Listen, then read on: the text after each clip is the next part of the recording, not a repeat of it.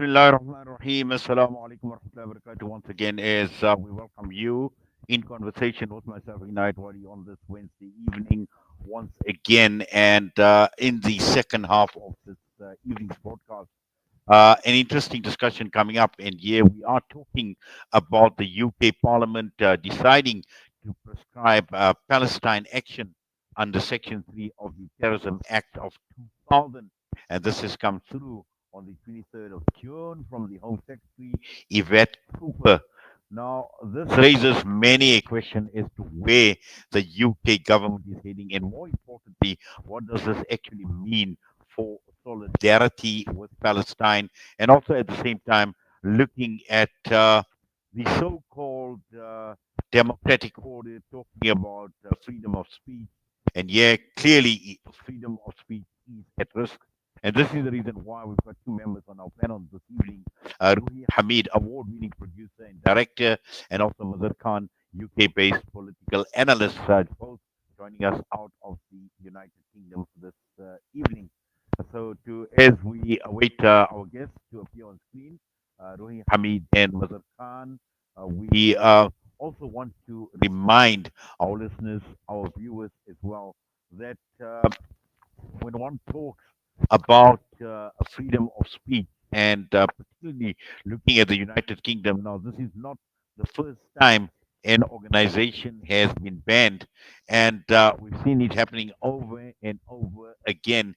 And Palestine Action has exclusively been targeted in terms of properties, in terms of the assets, in terms of the actions as well. So I think we are having a slight technical problem. I think what we'll do is let's just go for a quick break and let's just try and sort this thing out quickly.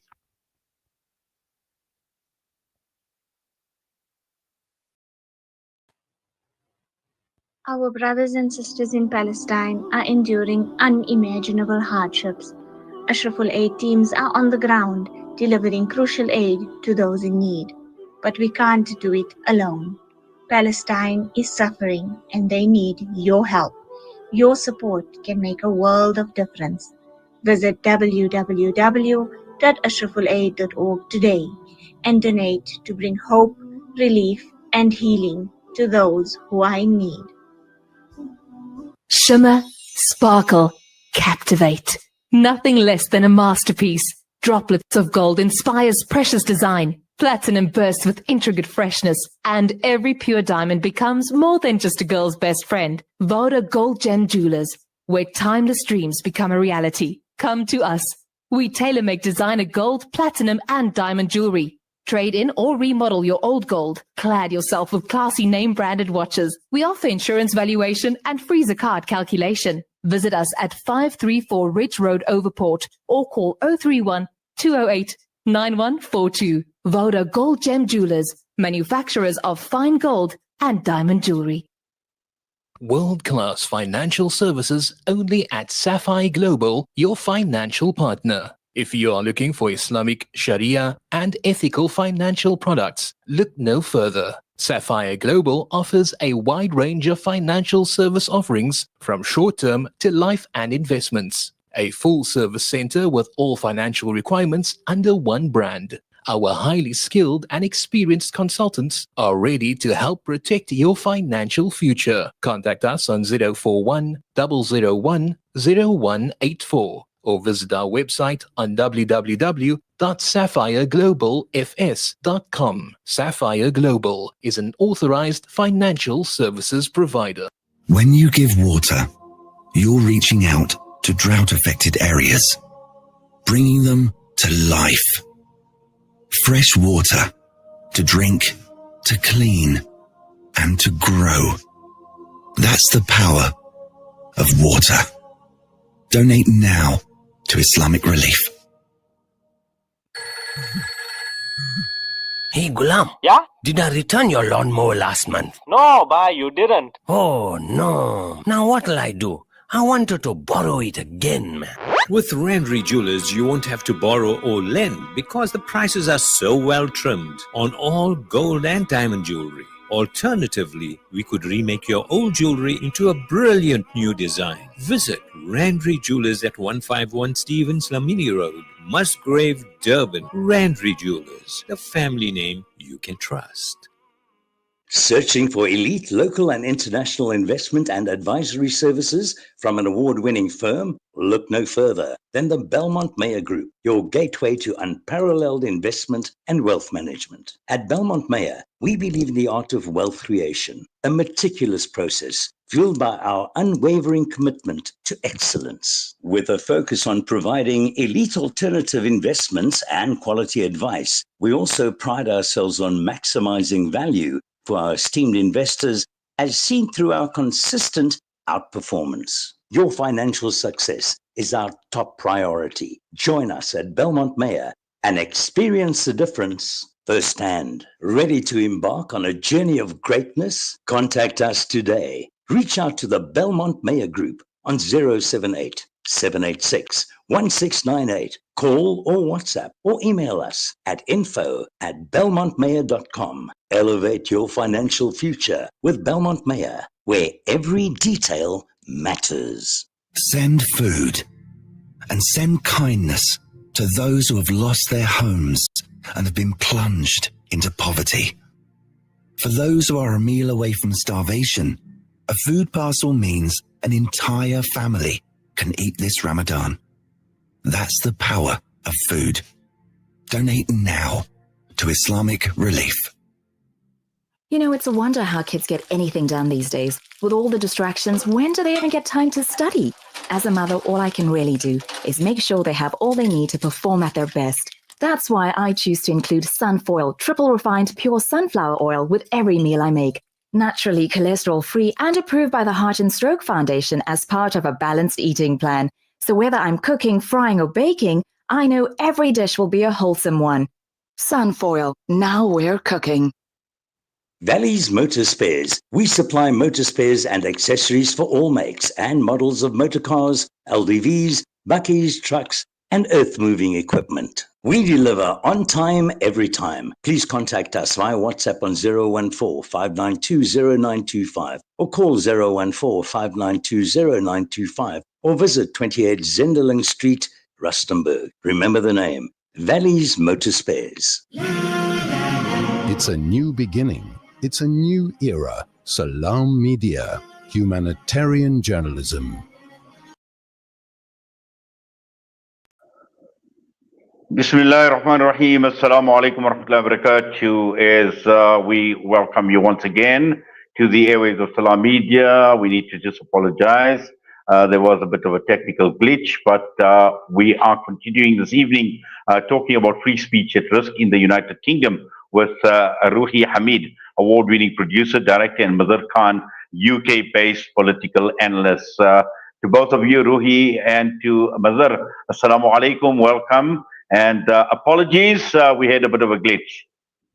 Walaikum salam. This sounds better. I can hear you clearly now. Walaikum salam. Well, yes, brilliant. Ruhi, let's just talk about the United Kingdom now. This is clear in terms of what we've seen, what the Home Secretary has done, Yvette Cooper announcing in Parliament, deciding to prescribe Palestine action under the Terrorism Act.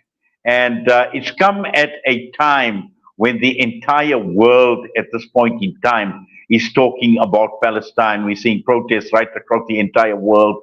We're seeing thousands upon thousands of people in the streets. And once again, we see the United Kingdom taking this drastic measures against Palestine action. And just, by way of an introduction, just to understand, because here we're talking about not only a terrorist organization, but targeting property, assets, all of this at the end of the day. Where is this coming from? Well, obviously, this is coming from the majority of British people being very, very upset about what's going on in Gaza. So there's all sorts of actions taking place. As you know, there have been so many protests over the last 20 months. There's actions that take place regularly. Tens of thousands of people take to the street. There are specific protests that take place outside Parliament, the courts, the BBC, and there are the type of people who are going on these marches are all sorts of people. elderly, old British people who take to the streets. There's people who remember protesting against Vietnam, against apartheid, other wars in the Middle East. So, and along with them, there's lots of young people and lots of Muslim people. This is the first time I've probably seen Muslim people on protests in Britain. So the thing is that this is a movement that's been growing, but I think what's happened is that the protests, it seems, are not enough, and we have to take action in other forms. And whether that is that we write letters to our MPs or to the BBC, or try and get sort of support in lots of different ways. The point is that what Palestine Action has been doing is been doing what's known as direct action, and this is nothing new. There's been direct action for all sorts of issues that have come up in the past. So for me, this is something that is just in the tradition of protest movements in Britain, quite honestly. Yes, let's just ask Mazhar as well. Mazhar, just your take on why Palestine Action in particular, and here we are talking of a serious piece of legislation under the Terrorism Act. Yes, Assalamu alaikum wa rahmatullahi wa barakatuh.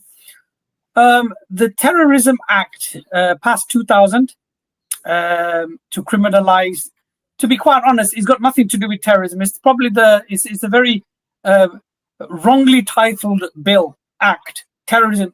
The people who have been banned by this are not what you and I would consider as terrorists. So this Palestine Action Group, which has been banned, they've already had about 20 people that were arrested, plus more. One of the people arrested was an 83-year-old woman, retired priest, right? Now, under no metric of what you would decide, what you would consider a terrorist, she fits under. But she has been now a victim of this act. You've got a pop singer, a former singer of Pink Floyd. He was protesting. He's been arrested. And it beggars belief what's going on.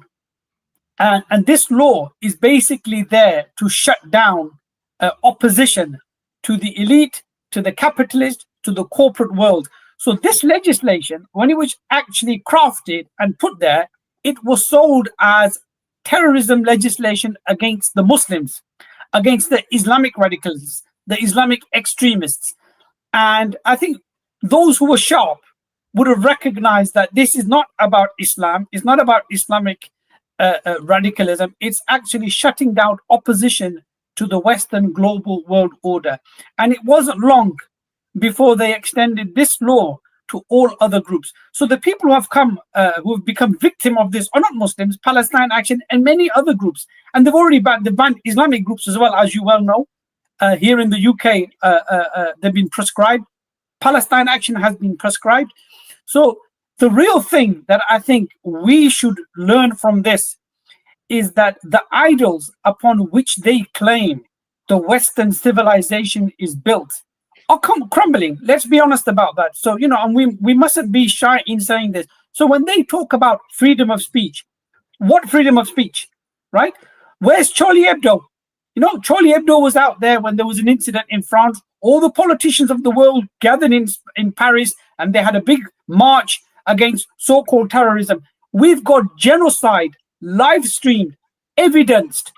The perpetrators of the genocide have been doing uploads onto the YouTube and to Facebook and to all the various social platforms, advertising and promoting their genocide. There is nothing left to the imagination. It is clear cut what's going on there. Yet, when people speak against that, it has been criminalized. So this issue of freedom of speech has been killed by the West themselves when they talked about international law-based world order. Well, where is it? Where is it? Where's the courts? Where's the ICJ? Where's the United Nations? Where's the international law? And I think many people are waking up now, Brother Knight. Many people are waking up that all of these idols, institutions, call them what you like, are a one-way street. They're there to work for the Western global world order, not for anybody else, whether they be Muslims or anybody else. It doesn't work for them. So international law doesn't work for us. Democracy doesn't work for us. Freedom of speech doesn't work for us. People say, well, what do you mean? I mean, I think you will also remember 1991 when Algeria had elections and the FIS got the majority vote. What did they do? They cancelled the elections. When they had elections in the Gaza Strip and the people voted for Hamas, they've got a, what do you call it? They have got a remit from the public to be their representatives. But the world doesn't recognize that. So it just goes to show that democracy, it only works when it works in their favor. If it doesn't work in their favor, it's not right. So democracy is a one-way street. International law is a one-way street. Recently, I forget the name, one of the Western politicians said, when we created this ICJ, it wasn't for Western rulers, it was for the African rulers and the despots around the world, as if white people can't be despots, as if Western governments can't be oppressive and commit genocide. When they talk about never again, we had Bosnia, we had the Uyghurs, we had the Rohingyas, we had the Kashmirs. We've got genocides taken in the four corners of the world, and yet they still come out every year, never again, never again. So when they say never again, it's a one-way street. Never again against a certain group of people, whether it's Western people or people that they support. It's not there for the Muslims, not there for the Africans, not there for the Asians, not there for the rest of the world. So this colonial world still continues, but in a different guise. Yes. Also, Ruhi, I think, I know you'd like to comment on what Mazhar is saying, but also just following up from what Mazhar is saying as well, in terms of terrorism, and when one looks at the definition of terrorism, obviously participating in acts of terrorism, and we know the word terrorism has become synonymous with Muslims, and it's been for a very, very long time, for the last 20, 30 years as well. And we see in the UK, organizations like Al-Qaeda, Boko Haram, many other organizations that have been prescribed. These are people, they're saying that, obviously they've been recruiting people to commit terror. But looking at this definition of terrorism, particularly with regard to Palestine action, and we are not talking about Muslims. When I say it's become synonymous with Muslims, now terrorism is becoming synonymous with people who are not Muslim, but standing up for a cause, standing up for justice, standing up against this genocide that has been unfolding in Palestine. I think, what this conflict in Palestine has done is brought out all the hypocrisies and the contradictions of what we consider this to be a democracy, what the Western democracy stands for. And I think it's been a sort of a awakening to a lot of people. It's incredible how this has galvanized most of the public in Britain to stand up against this ridiculous idea of terrorism. I mean, let's not forget that, anti-apartheid activists were called terrorists. Nelson Mandela was banned and labeled a terrorist by the South African government, but also by Thatcher, USA, and others. So, this is something that is a continuation, actually. But what Gaza has done is expose the contradictions, whereby they want to conflate it with Islam, sort of blaming it on Islam. But I think the public sees beyond that. That argument doesn't wash anymore. However, we do have to be cautious, because I think the government is getting traction, and what it's doing is it's dangerously conflating civil protests with terrorism. It's putting free speech at a risk. I mean, there's a tradition here of protest. I'm just looking at my list of protests that have taken place in the past. The suffragettes, they campaigned through direct action and civil disobedience to win women the vote. The Jarrow marches, the 1936 protest that was led by 200 unemployed men from Jarrow to London. The miners' strikes, there were lots and lots of action during those anti-war protests, whether it's the CND, the Green and Common women's camps against the storing of US cruise missiles in the UK, the anti-Iraq war. Mass protests have challenged foreign policy forever. But there's something about the government right now, and I think that's what we have to be looking at, is why is it different this time? And it's different. One is the whole thing of the war against Islam, but I think there's something more sinister going on, and that is our government's collusion with the Israeli government. This is a government 5,000 miles away that is determining UK domestic policy, let alone foreign policy. And I think that's a real worrying thing for us. It's eroding our civil rights, our kind of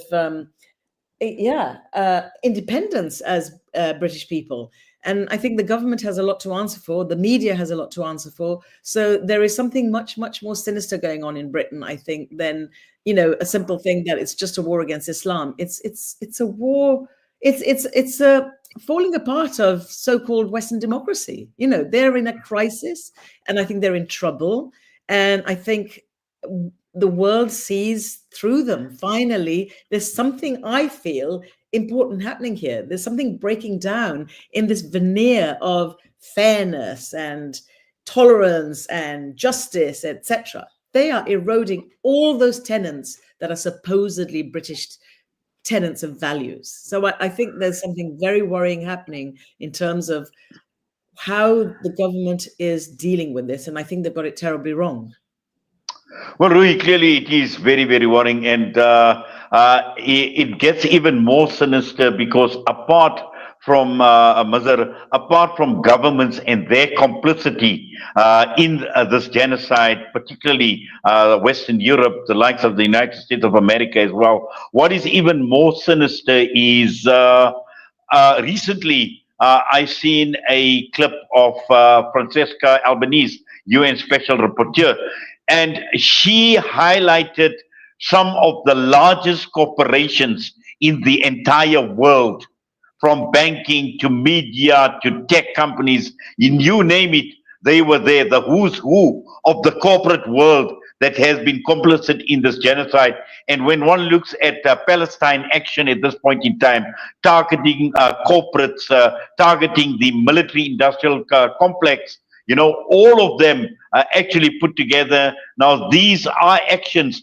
that are directed at the corporate world, at banks, at investment firms, at weapons manufacturers. So apart from just government complicity, corporate complicity as well. And I think, possibly it could lay the answer as far as why ordinary people like Palestine Action have now become the target and being labeled as terrorists.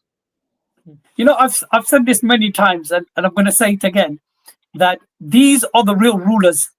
When you've got your corporate elite, your bankers, the corporate world, the wealthy elite, democracy is there in order to legitimize the rule of the people with the vested interest. It's always been like that. My teacher said to me at school, and I've said this before, it doesn't matter who you vote for, the government always gets in. Because it doesn't matter if it's the blue party or the red party here in the UK or in America. The people that fund these parties call the shots on the political agenda. One interesting thing, and maybe, Ruhi will remember this because I think she's probably a little bit younger than me, and she'll probably remember Margaret Thatcher, that when she came to power in 1979, there was not one single reference in her manifesto of privatization. But when she came to power, we had the biggest privatization ever in British history, and they privatized across the economy. But there was not a single mention in that. So her agenda wasn't dictated to by the people who voted for her. We vote them in, but the legislation program is determined by the people that fund the political parties. Now, like you've often heard the phrase, if voting made any difference, they'd ban it. Well, there's a long track record in that, and Ruhi mentioned a lot of facts there. She's talking facts there, that the only effective change in British political history, and I think you can extrapolate this across the world in the so-called democratic world, but here in Britain, the only meaningful political changes which have taken place in Britain have happened outside of the ballot box. So when the suffragettes campaigned to get the vote, it wasn't through the system, it was outside the system. When we looked at, when Thatcher tried to put here in Britain a poll tax, everybody was opposed to it. Yeah. Many members in parliament were opposed to it, but she pushed it through. People rioted in Trafalgar Square. And that brought the downfall of her and the downfall of that policy, again, outside the ballot box. When the British people were against the Iraq war, when majority of the Labour MPs were against the Iraq war, when the second most powerful politician in Britain, Robin Cook, Foreign Secretary, was against the Iraq war, Blair still took the country to war, because it's not the MPs that make the law. It's not the people who vote in the elections that make the law. It is made by these elite that you referred to. And they've determined that we are going to do X, Y, and Z when it comes to foreign policy. So the military-industrial complex, your bankers and your corporate, these are what they refer to as British interests. So when Britain says we are going to war for British interests, it's not for Fred Bloggs down the road, or Muhammad in the local grocery shop, or the Uber driver, or Fred working in his office down the road. It's for British. British interest means the corporate interest. So when they went to Iraq and they spent millions of pounds and people died on both sides, for whose benefit was that? Has that improved the lives of British people? No, it hasn't. Has it improved the lives of the Iraqi people, the Afghani people? No, it hasn't. But the people who have done very well out of it is what you call the military complex, the bankers, and the corporate world. So this is something that, we need to keep in mind, that protest is so important, because the so-called democratic process is there to make sure that the vested interests are never challenged. But so when you use the... Sorry. So same with Mandela and the ANC. The system didn't allow the change. They had to go outside of the system. And the protests that are taking place here in Britain are very lame, right? People are not being destructive. People are not killing anybody. People are not even really destroying property. And it's quite ironic and hypocritical of Keir Starmer, because during the Iraq war, he was a human rights lawyer, and he defended somebody, I forget the name of the chap, but he demonstrated at RAF Fairford, and he I think he painted a plane or did something, and Keir Starmer defended somebody going into the RAF being said it is their democratic right, he claimed, to protest, because he is doing something to stop people getting killed, because the political process isn't working. Now, as Prime Minister, he has done 180. And this is not unique to the UK. I think they're in South Africa. I think it was Ramaphosa, used to be a trade union guy standing on the lines, protesting in the mines 20, 30, 40 years ago. Now he's giving the orders to have people shot. So the system changes you, because you fall into line, because once you enter this political system, you realize very quickly how it works, and then you're only in it for your own political career. Sincere people will not get anywhere, and you will find hardly any sincere people in the political system. I think one person you could say is like Jeremy Corbyn. Whether you agree or disagree with his politics, he's an honest guy. He says what he means, and he does what he says. And look where that got him. Yeah, Such a popular guy he was, but the system made sure he didn't succeed. So that tells you how the democratic political Western systems work. They're there to protect the vested interest. That's why protest and speaking outside of the political protest is very important for anybody who believes in justice, because if that door is closed, then we are done for.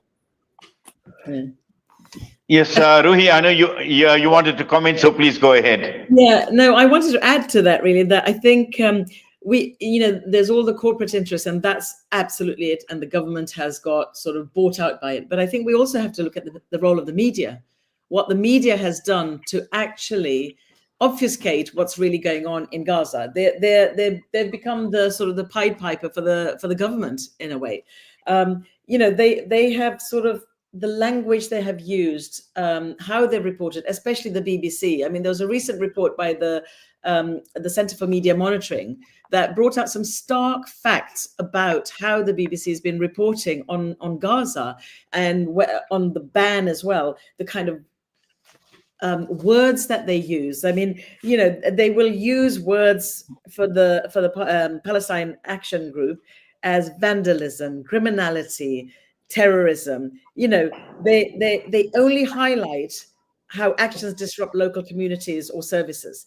They never, ever emphasize the political context. They don't do coverage of the Elbit system, the UK arms exports to Israel, they don't give context and background. And so you've got this sort of misinformation. And that is, again, another thing to worry about, is that one of our sort of strong tenets, which, the BBC, like the NHS, is a treasured institution, which everyone looked up to, the whole world listened to the BBC, and now even that's been put into question. So I think this is like much, much greater than anything before. The poll tax riots, all those things that we took part in, I took part in all of those demonstrations.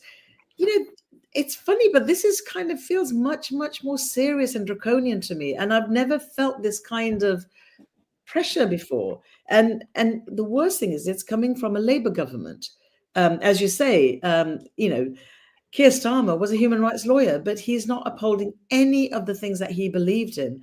That, again, is something to question. David Lammy, who happens to be my MP, doesn't listen. We write letters to these people all the time. They don't reflect anything of what we're saying. I mean, it was similar to the Iraq war when over 1 million of us went out onto the streets of London to protest.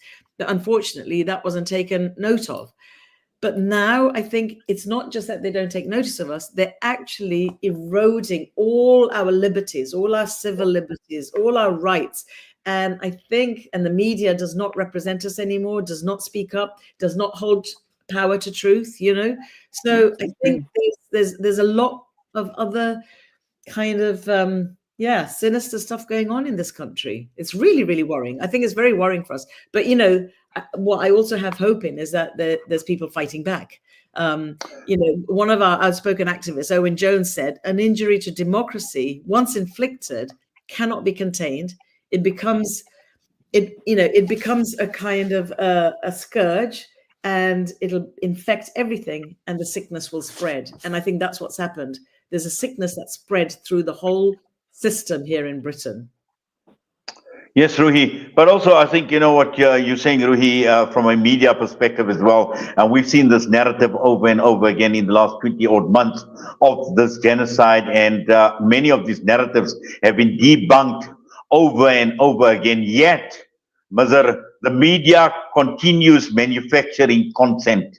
And even with this action against Palestine action, again, selling the idea to the general public and utilizing the media. But again, what the media is not saying is how we see what Donald Trump has been doing in the United States of America and also in Britain now, how executive power is actually being wielded to coerce, to constrain personal and collective liberties in the United Kingdom. And this is going to be quite interesting to see how the UK public actually responds to these collective liberties being eroded in the country. Brother Inayat, a phrase comes to mind which says, truth is stranger than fiction. The real world is stranger than fiction. Exactly. And we are living in, we're living in Monty Python times. Even Monty Python looks sane to the world we're living in today. We've got the BBC, which Ruhi just mentioned, is more pro-Zionist than the Jewish newspaper Haaretz. They are critical of what's going on. BBC isn't, right? We're living in a strange time. We used to read when we were young at school. We read a book, George Orwell, 1984. And you think, oh, this is strange. The world we're living in today has gone past 1984. 1984 looks like a sane world to live in, to be quite honest. We are living in ridiculous times now, where the media is putting out nonsense and lies, and those who speak the truth are painted as extremists and terrorists and need to be arrested and locked up. This is why, when I was in South Africa last year, I said this to many of the ulama and many of the personalities out there. It is so important to have a loud, independent voice, right? Now, Britain, Australia, America, New Zealand, we are under lockdown because of legislation. I mean, I can't even speak my mind now because I could get arrested. Even supporting groups have been proscribed. You can get arrested. If an 83-year-old retired old lady can get arrested, Mr. Little Brown Man here has got no chance, So a lot of Muslims are scared to say anything, and we shouldn't. We need to speak up. We need to speak out. That's why I've said to my brothers and my sisters in South Africa, you have a platform, you can speak openly, you are outside the reach of these Western powers. Use that platform, project your platforms, project Salam Media, say it as it is, and be the voice for those people who don't have a voice, who can't say what they want to say, because our media is controlled, our voices have been throttled. So people, especially in the English-speaking world, rely on places like South Africa to speak up and speak the truth and let it be known that, for example, Palestine, we're not interested in international law and all of that. We want liberation. Yeah. And Islam has a track record of looking after Jews, looking after Christians, looking after minorities, looking after anybody and everybody, right? So when they talk about, you've got to have a two-state solution, no. Anything which is vile, like racism, like Nazism, like Zionism, does not have a right to exist. It's an artificial construct, a colonial colony. Just like apartheid South Africa was an artificial colonialist colony in South Africa, which was ultimately rejected by the body of Africa, like an alien thing put in itself. It cleansed itself. Zionism has to be removed from the map. If the Jews want to live there, we will house them. Just like Salah ad-Din Ayyubi, rahimahullah, when he liberated Jerusalem, and he told the Christians to go, those who didn't want to go, those who couldn't go, he spent his own money to house them and look after them. And we have a track record of humanity looking after non-Muslims. So we shouldn't apologize that we actually want an Islamic-based world order where we can look after people, because we are, when it says in the Quran, we are khulafa, we are caretakers. We are the ones who are supposed to look after the Muslims, the non-Muslims, the animals, the trees, the environment, everything. Everything we have been put in trust with, and Allah will hold us to account of what is going in the world. Not just people dying, but the whole planet being corrupted. The animals, everything, the ecosystem, everything. We are meant to be the guardians. And who are we that we have withdrawn ourselves into the mosque and all we do is sit there like old men making prayers? Islam is much more than that. And that is the voice we need to start to project, and we shouldn't be shy about that. And the only guarantee for a Jew in Palestine is the Sharia.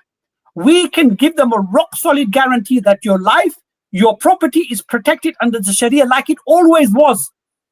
But your life and property is not protected under international law or America. If tomorrow America decides that, you know what, we want to drop Israel, we're not going to support them anymore, you've got no hope. You are at the mercy of the Western world supplying you with arms, supplying you with finance, and supplying you with protection. Once that stops, you cannot look after yourself. And Allah subhanahu wa ta'ala confirms this in the Quran when he says, "Duribat alayhim az-zilla aynama thukifu illa bihablin min Allah wa hablin min an-nas." That humiliation has been pitched upon them, unless if they live under the covenant of Allah, which they're torn up, or under the covenant of man. Meaning the security of Banu Israel will be guaranteed by people other than themselves. So the best guarantee for the Jewish people are the Muslims. We will look after you, we have looked after you, and we are duty bound to look after you. So if you want to be protected, you need to turn to the Sharia, not to America, not to the West. And we should be comfortable to say that we are here to look after people. Yeah, we have to remember that it was not the Muslims who have been hostile to Jews. It was the Europeans. If you look at Israel, it's made up of European Jews from Russia, from Poland, from Germany, from all over the West. So this idea that the Muslims are not going to look after the Jews is just preposterous. They coexisted, Christians, Muslims, and Jews. If you go to Jerusalem, it is so evident. It is so evident that these three Abrahamic traditions have lived side by side, and there's no threat from Muslims. I mean, that is exactly right what you say. You know, this is just an apartheid state, and what Israel is doing, it cannot exist. It cannot continue to exist in this kind of pretext, and it has to trust that justice will be done. And I always have hope when I'm on the marches, etc. I have hope in the young people. The young Muslim people are bringing Islam to the streets. And I agree with you, Mazhar, that we cannot have the imams sitting in the pulpits, doing their sermons. What's going to happen is got to be out on the streets to display what Islam really means. The charity that's being given, the money that's being raised, the food trucks that are going out to Palestine. This is what Islam is. It's about giving and charity and kindness and acceptance. It's all our principles. It comes naturally to us to do this. This is not a task for us. And I think the young people have really been inspired. They know who they are. They know what the Islam says, and they're proud and they're loud and they're out there on the streets every day. And I just get so much hope when I see the young Muslim women with their keffiyehs on, shouting from those stadia, talking to millions, and they have clear messages. So I think there's a lot of hope. And I think we have to take hope also from the Palestinians in Gaza. They never give up. They continue to show their resilience, but also what's always impressive is they show their faith. No matter what happens, they never forget what the faith teaches them. And that's what shines through. And I think it's had a really, quite honestly, it's the first time I've seen an impact of Islam on a broad swathes of society. I've got lots and lots of friends who almost want to be Muslims right now. They want to adhere to the Muslim principles. They want to, celebrate anything that is Muslim. And I think the Gazans have shown us the way. And for the first time, there is a real reckoning and understanding of Muslims and Islam in a very positive way. The narrative is definitely changing amongst the younger generation, for one. But I think that's what Gaza has done. It's changed the mindset of people of seeing Muslims as the perpetrators of violence. Because quite honestly, just Netanyahu and the IDF, or the IOF, as we like to call them, have shown us, and the settlers have shown us where the violence comes from. It's not from Muslim people. The Muslims are always, saying apologetic and being kind. That's all they show. So I think there's a shift in that, and I think that's been quite an interesting change. Well, it certainly has, Ruhi, Mazhar, and I think just following up from what Ruhi is saying in terms of change, we've always been saying it, and this is from day one when the genocide started, that Gaza will be determining what the new world order will be looking like. And we're actually seeing evidence of this on the street, where even recently one of the most popular slogans has been "Death to the IDF." We've never ever heard this before, and yet it's become so popular at this point in time. And you mentioned Jerry Corbyn, just so that he is coming to South Africa at the end of this month. So I'm looking forward to obviously meeting Jeremy Corbyn as well. But again, like Ruhi said in the beginning as well, it's exposed hypocrisy in every sense of the word. It's exposed the hypocrisy of those who have been directly complicit with the Zionist entity in this genocide.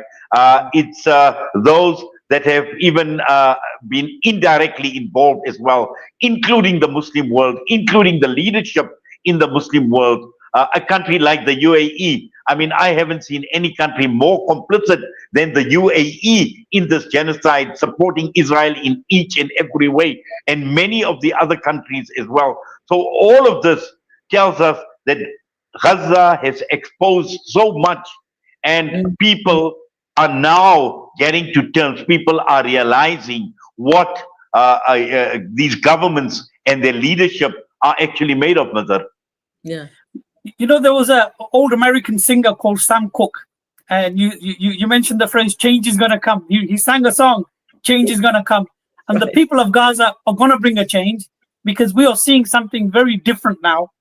Aisha radiallahu anha, she said in one hadith that if I can quote it correctly, she said, Allah subhanahu wa ta'ala brought Islam to Medina before Islam even came. And she was referring to Harb al-Bu'af, when a war took place in Medina, which removed the leadership of the Aws and Khazraj, creating a political vacuum into which Islam came, and the first Islamic government was established there. What happened here now in Gaza? We have seen the international, the shine of the international world order fall in the eyes of the non-Muslims.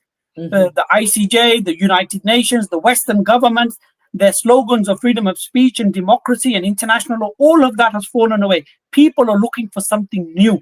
And I believe we are the only ones who can provide that. And like the prophecy of the Prophet said, before the end of time, the government like that of the first generation of the Sahaba radiallahu anhu will come again towards the end of time. And we are seeing an era where justice will prevail, where divine justice will prevail on this earth. And because of what the people of Gaza have sacrificed, we failed. Hands up. We, the Muslim Ummah around the world, any good that comes to this Ummah is because of the sacrifice of the children, the women, and the men of Gaza, and a new world is coming. So we should, join ranks, and we should walk together, and we should walk confidently that Allah subhanahu wa ta'ala is with the one who speaks the truth, and we can and we will bring a new change to the world because of the people of Gaza, inshallah. Inshallah. Ruhi, just I know we are running out of time. We've got about 5 minutes. Just coming back to this whole issue of Palestine action and terrorism, because this is now clearly a case of terrorism without the terror, because there is absolutely no terror. And how do you see this actually playing out? Because I know there will be legal challenges.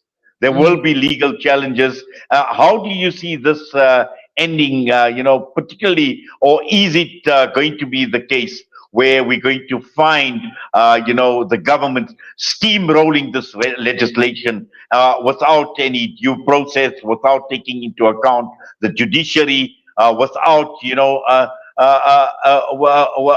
without thinking through this piece of legislation properly? I mean, I have cautious optimism, I would say. I am hoping that sense will prevail, and there'll be a successful challenge at the courts to reassert the sort of serious harm, that to property alone shouldn't meet the terrorism threshold. I mean, civil rights groups insist that this is the first time a non-violent civil disobedience group is being prescribed. This has to be upheld. We really hope that. I don't know. I feel sort of cautiously optimistic, but I'm not absolutely certain, because we're living very strange times and anything can happen. I mean, there's so many other precedents that have taken place. What does it take to make this government change its mind about what's happening in Gaza, let alone with our protests here? So I like I said, I'm very cautiously optimistic, but yeah, I don't know, Mazhar brother, you may have a better view on this, but I don't know whether our courts will see sense and give out due justice to these people, this group, and realize that this is a slippery slope. It's a slippery slope for Britain. It's not, you see, the thing is, it's not just about Gaza. It's not just about the Palestine group. It's about a bigger thing. And that is what values this country wants to stand on. And what is it willing to give up? Because it's giving up a lot, I think, by a small legislation like this. It may seem small, but I think it's enormous. Its implications are enormous if this goes through. Yes, Ruhi, Mazhar, I think, perhaps if you could just like to add to what Ruhi says. And we've seen what has happened in the United States as well, the student protests, and, when Trump had actually come into power, now it's in the UK, Germany, the rest of Europe. And this obviously could snowball right across Western Europe as well, should this go through in the United Kingdom. There's a lot of things coming together. One is we've talked about freedom, democracy, international world order, and all of that. But when we also look at the geopolitics in the world, we find now that the world has changed a lot.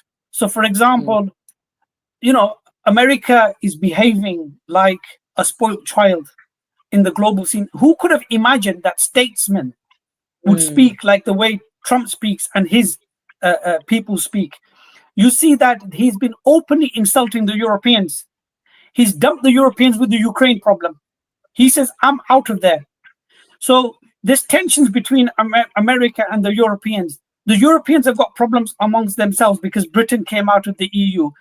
Russia's a problem for the Europeans. There's a lot of tensions around the world. and there's a lot of things that are falling apart. We keep thinking that, the West is very powerful and, it's very strong and we are weak. The Western world has come to a point I don't think is going to recover from. The Muslim governments in the Muslim world have exposed themselves beyond all limits about their complicity and their irrelevance in the world order. So there's no hope in them, and there's no hope in the current world order. So that's why there needs to be a new vision, a new change, and I think Islam offers that. And I am honestly, people might say I'm very optimistic, but you know what? Change comes at the darkest hour. And people say that, the dawn comes when the night is its darkest. We saw that with the example of the Prophet ﷺ when he was in Mecca. For 3 years, nobody was embracing Islam. They were boycotted from Mecca. His wife died. His uncle died. People were abandoning Islam. And at the darkest hour, the help from Medina came. So in there, we have hope that if you hold to truth, let the storms come. Let the rains beat down, let the winds blow, but hold firm, and then Allah subhanahu wa ta'ala will bring the cool breeze. And I've got no doubt in that. And I'm very confident of that. Yeah, I mean, I just wanted to add that there's also hope in a young man in New York City right now who's standing for the mayoral elections. Young guy called Zoran Mamdani, who he's lived in South Africa. I know his father. He is great hope because he's standing openly as a socialist and a Muslim and standing up for Palestine. And look at what he's got. So I think you're right, Mazhar, that there is change needed. People want it, and they don't want the politics of Trump, and they don't want this world order that's been created. And I think the West is corrupt, and it relies on people like us, people in the global South. Leave the Muslim world out of it because they have been terribly disappointing. I'm just like you. I feel so disappointed with the Arab Emirates, but the whole Muslim world. It has not stood up in this darkest hour to stand up for Palestine. It's been countries like Ireland and Spain that have done more, and South Africa, of course. And I think this is the thing, is that we just don't have to look at those old global powers to do it for us, because they're falling apart. And I'm really glad they are. Russia's falling apart with the Ukraine war. America is completely, I think, in its demise. It's the fall of that empire, that's for sure. It's got to fall. And so a new order has to be formed. And I think a lot of it lies with us to take control of that, to take control of the narrative, to take control of the action, be proud, be strong, and have our faith steadfastly guiding us. Well, Ruhi, and to Mazhar as well, to both of you, Jazakallah, shukran for your time. I just wish we had a lot more time because there's just so much more one can actually unpack. But obviously, we will follow developments in your part of the world and to see how this so-called terror legislation actually plays out at the end of the day. But for now, we say thank both of you. Assalamu alaikum wa rahmatullahi wa barakatuh. Wa alaikum salam. Thank you. Ruhi, Hamid, and Mazhar this evening right here on Salam Media. And once again, just to remind our viewers about this event that is taking place on Friday as well.